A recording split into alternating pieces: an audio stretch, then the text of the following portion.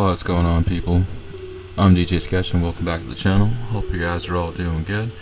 Welcome to the month of October, the month of devilish delights and witchcraftery and all that cool stuff, you know. You know what time of year it is. You know what happens around this time of year. You know the drill.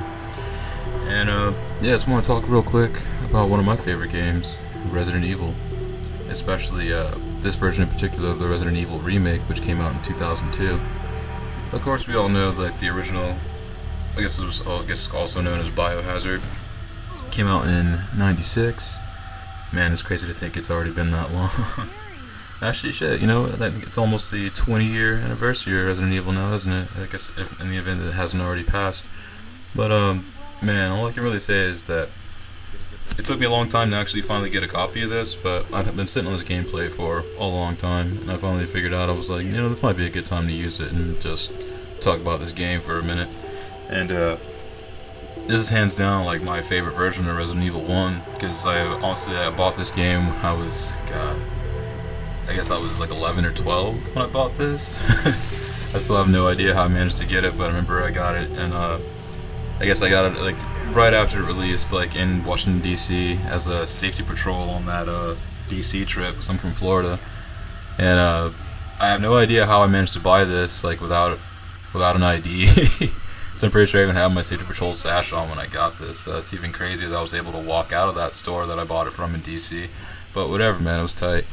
And man, I really don't think I even have to really go into it, but I'm gonna go into it anyway. Like the voice acting on this game compared to the original that came out in '96, even though the Jill sandwich line is still iconic and it's hilarious how cheesed out it is.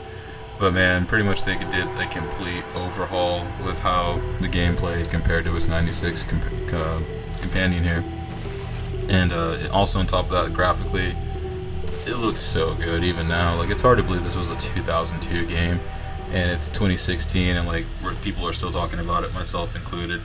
And this thing is honestly, it's a fucking marvel of what video gaming, especially, I guess, actual survival horror games should and could be. Because this is actually, it's crazy that back in the day, this really didn't sell that well, and is basically one of the main reasons why the Resident Evil 4, when that came out shortly after this on the GameCube, they switched up the gameplay style on that so drastically. Because this honestly, Resident Evil 4 had numerous versions.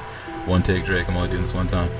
It had numerous versions before they finally settled on what will be the Resident Evil 4 that we all knew and loved. And it's crazy to think that Onimusha and Devil May Cry all came out of, I guess, various Resident Evil 4 prototypes. It's crazy to think about, isn't it? But also to talk about this a little bit more, it's sick how much stuff they actually added into this, how they actually changed up how the mansion was itself. They added on a ton of stuff. And actually, as of recently, they actually made this available on current gen platforms too. So if you've never played this, in the event you don't have a GameCube lying around your house, you can honestly pick this up now for, I think it's like, what, like 15, 20 bucks or something. It was this and also Resident Evil 0, which was also on the GameCube back in the day.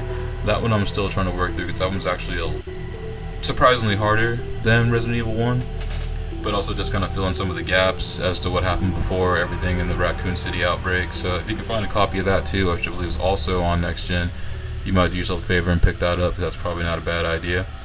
And also, while we're on the subject of talking about Resident Evil 7, it's not going to be out this year, unfortunately, but it'll be out next year. And just so what I've seen from the trailers and gameplay demos so far, it looks really different, but also it looks cool. Also, it's kind of taking it back to how these games used to play, which I'm totally okay with, because I was worried that was going to be a Sony exclusive only once again, but luckily they're looking out for people and keeping that open to everyone who would want to play it.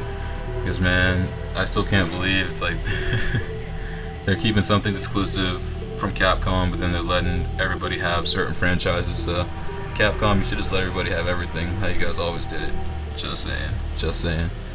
But yeah, plus I'm gonna open up a little bit of a discussion too. It's like, if you also are a survival horror fan like me, what other games really got you into the jar, or do you still play games like this? As I know, Evil Within is like, it's also a Shinji Mikami game, but It's, it has the same kind of feel as like a Resident Evil game from back in the day, but also it's also very different. It's a lot more cerebral than any of the RE games everywhere, I'd say, at least in my opinion, anyhow.